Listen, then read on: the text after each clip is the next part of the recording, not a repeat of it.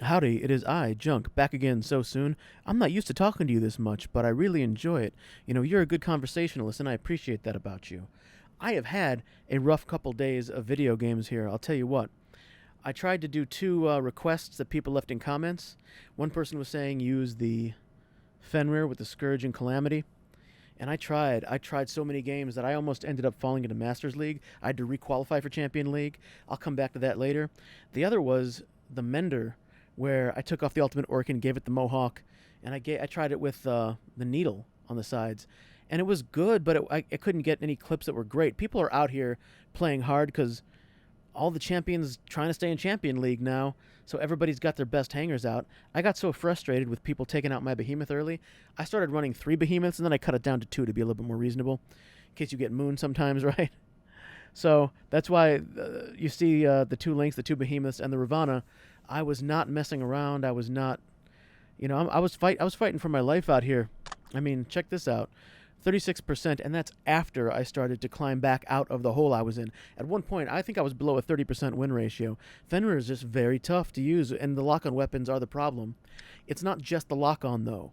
It's the lock-on with the janky targeting system, because when someone messes up your targeting, you have a new lock-on period.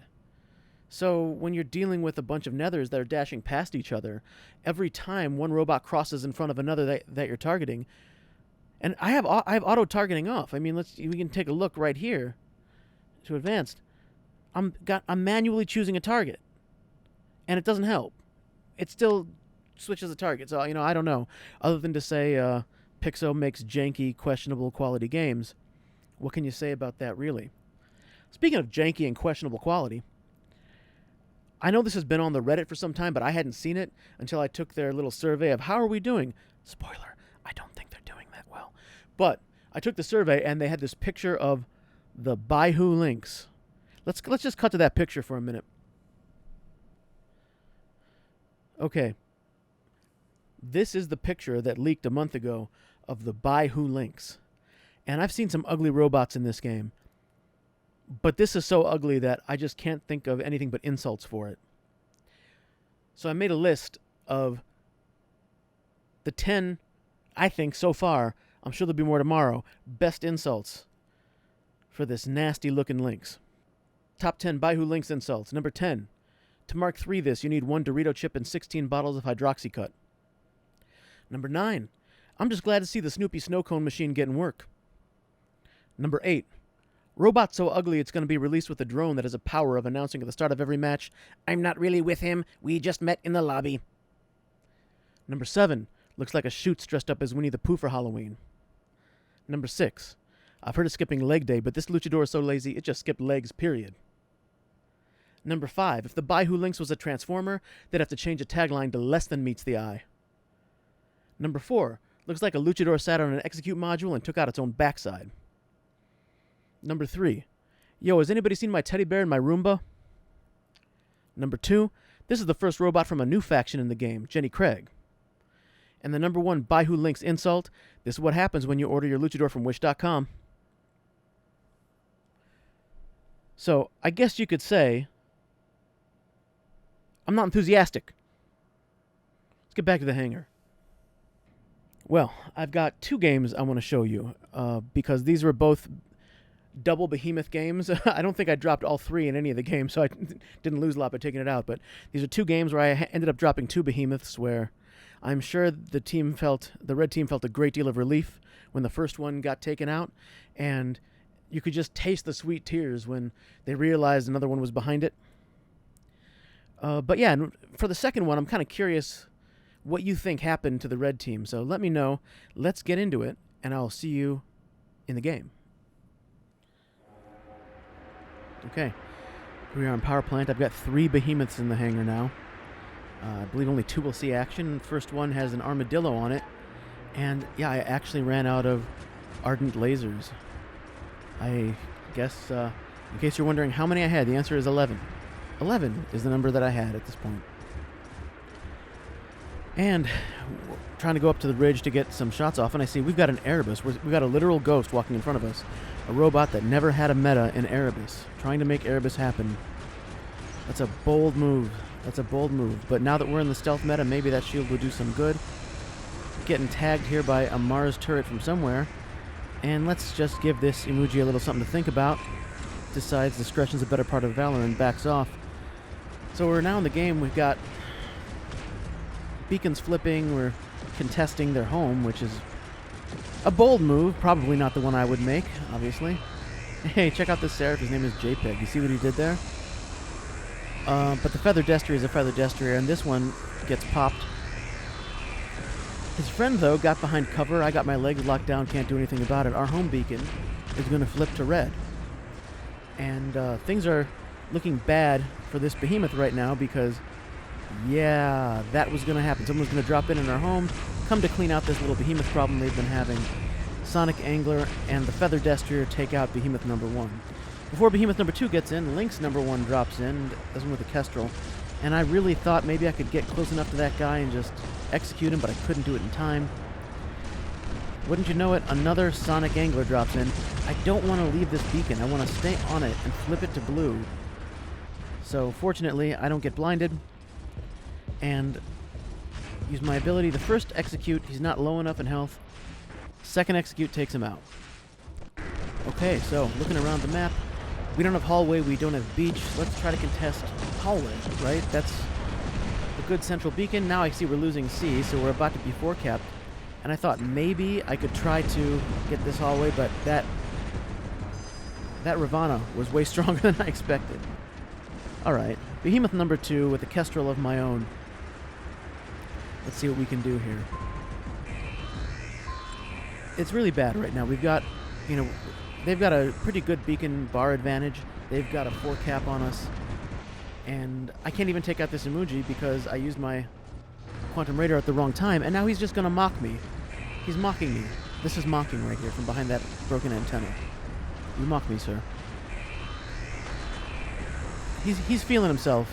He's feeling himself so much that he decides he's going to fly towards me, not appreciating that my quantum radar is back. And this is just self-deletion. So happy to assist. And that is my clanmate in an Indra taking my home. At 2 Brute. Why? Why? So, I get a little speed boost from my Kestrel kills. Come here to help my teammate, because his nether is facing what I think is an Emoji, which is gone now, and a Skyros, which is gone now. Thanks for the 2 Titans. I mean, you know, the moral support was great. And come on, Titans pushing me around. Have some respect, you overgrown chicken. Shoot. I didn't like you when you were Harpy, and I don't like you now. We got another Indra coming back to our spawn. And they've achieved the level of confidence, I guess, based on their giant beacon bar advantage. They've got like 3 times our beacon bar. They've achieved the level of confidence to try, you know, spawn raiding with Titans. I'm going to try to get to the hallway and see. When I get to the hallway, I'll have choices. I can decide, do I want to go left or right, what do I want to support, what do I want to do. But first I have to survive the hallway. And they have a melee Lynx. Fortunately, I have some support from a shoddy angler, because otherwise I think this Lynx would have me pretty easily. But that shoddy angler gives me a little bit of defense. And I've got my clanmate standing on the beacon now. And now he's not. But the nether comes in. I think it's a shoddy nether if I saw correctly. It might be a hybrid, but he has shoddies on top. And so once again, defended by the angler teammate, and I'm getting really low on health here. This is not looking so good for me. So, after all that drama, let's actually get to the hallway. And by the time I get to the hallway, they do have a giant beacon bar advantage, but their beacon advantage is gone. Their beacons...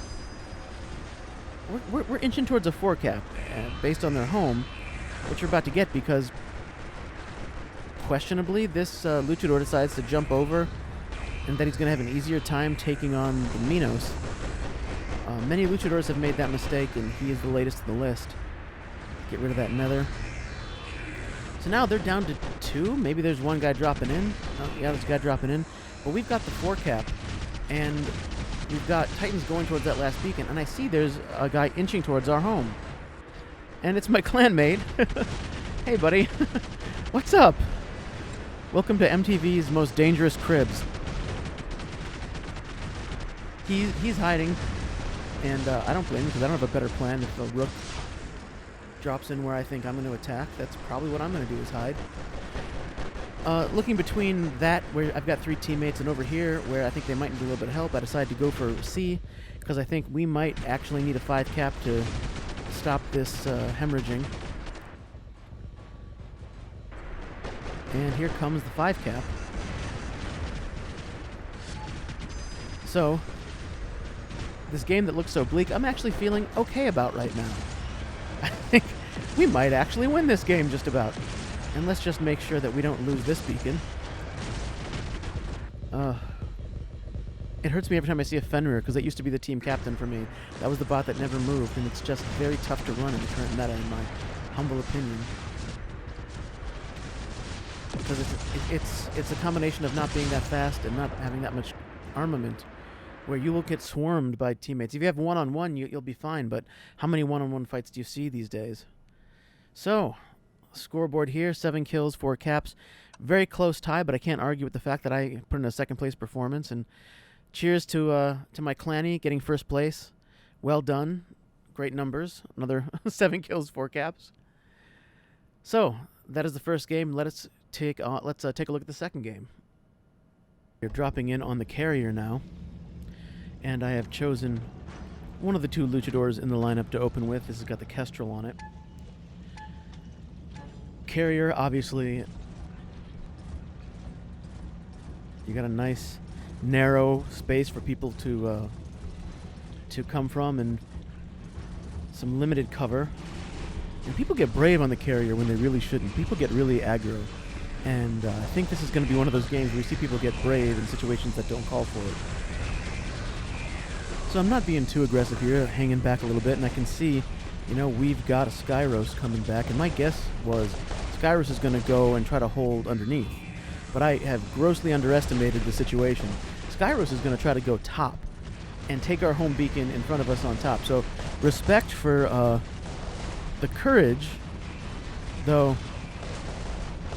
I don't know how effective this method is going to be. But I don't know what they're putting in the water with these Skyros lately. I mean, I'm seeing a lot more of them, and they're all a lot tougher. Is this like the roulette ship? Is there a new turret I don't know about? I don't know, but let me know if you know why I'm seeing so many Skyros, and they're all so much tougher than I remember. I remember them being tough, but I feel like they're even tougher than that. Now, this is my least favorite thing to do in the world. Try to follow a Skyros around. It knows it can't push me off because I've got too many teammates. And he's got a friend now. So at this point, the red team has literally dropped their balls on our home. Well, that's insulting. I don't care for that at all. So finally, shortly, we managed to at least get one of these 2 down. And it turns out his friend was actually not nearly as strong. That's my recollection here, yeah. So while we've been doing this, we lost our secondary, although somehow we've gotten center. So I start to edge over there. I see it's a guy in TD down there, so they've got some good clan tags. I see AI over there too. Stuff to be worried about. And yeah, we have this angler come up on me. I thought, for some reason, I thought that it had been recent enough since my last mothership that I would have some protection from the blindness. I didn't, but I did have good teammates, which is better than a mothership any day. It's amazing that, you know, motherships aren't going to change the game, and yet now motherships are the game-deciding factor so many times. Oh no, they blew up my Behemoth. What am I going to do? Behemoth, yeah. This one with the Deltucky drone for just that little bit of extra laser. Clearly 4 lasers was not enough. Let's bring on that 5th laser. And we're just going to have fun taking out every emoji we see, because there's so many emoji in this game right now. The game has really just turned into, what if you took a Loki and you just fed it a steady diet of performance-enhancing drugs? Because it's just, everything is about stealth and stealing. Yeah, these barriers are really designed for Titans to shoot over, so the Behemoth can't quite make it. Have to walk around there. Now, they've got a 4 cap. They've got beacon bar advantage. They're playing really, really aggro. And that was an example of 2 aggro, that Scorpion. I'm thinking at this point, this level of aggro, I'm a little concerned. If I was on their team, I would say, let's maybe hang back a little bit, or I'm going to hang back a little. You guys do what you want. I have some concerns about this level of aggro, because it's not quite the same as taking home, but it's not much better. If you're just going to walk into like a bubble of the enemy team pushed along one side of the carrier, whether the enemy team is organized or not, they're going to start playing in a more coherent, cohesive way because they can just see each other. On carrier, anyway. It's one place where containing the team to one space actually will sometimes backfire by making them better. And I think that we started to play really as a much better unit when we were all pressed back against the spawn there for a minute. Don't underestimate the damage that the laser behemoth can do to Aethers in the air. We can actually, I've taken out Aethers in the air. People don't fire at them because they just assume that the shield is going to protect them. You can go through that shield and you can eat it up pretty well. So now, I see that there's 2 people not dropping in on the red team, and I'm starting to think, what is going on? Because it doesn't seem, it's too early. It's only 5 minutes. I don't accept that in a Champion League game, or at least in a mixed game with champions and masters, half the team mech'd at the 5-minute mark. That seems suspicious to me. But what are you going to do about it in the moment? You know, I'm just playing. You can see right now the Behemoth at 562, so those mothership durability extenders really start to stack up. I know one day I'm going to get to 1,000,000 health on a Behemoth, and I'm going to be thrilled. The cool thing is going to be it's going to be 1,000,000 health, and my health will still be down by like a third because they've stacked up that much durability. So clearly, we're seeing total team collapse on the Reds here. And I'm doing my favorite thing, camping up in someone's face, right? Like, walking closer. The best thing is to, like, walk your Behemoth from one side to the other. But what is going on? I mean, I see we've got one more. And it's the TD guy again who took our secondary, coming to take his secondary. And instead, he's going to stay forever there because he's going to be buried in it. And now, yeah, that's it. That's not quite the 5 cap. Timer ran out. So this is where I come to the scoreboard and something interesting is happening. And maybe you can tell me if this is just people not dropping in. Not a high-scoring game, right? Not quite 4 million, 6 kills, 2 caps. But 6 plus 4 is 10, 7 plus 3 is 10, 6 plus 2 is 8. We have 28 kills. There's 36 robots on the red side, right? On each side, there's 36 robots. What happened to the other 8 robots?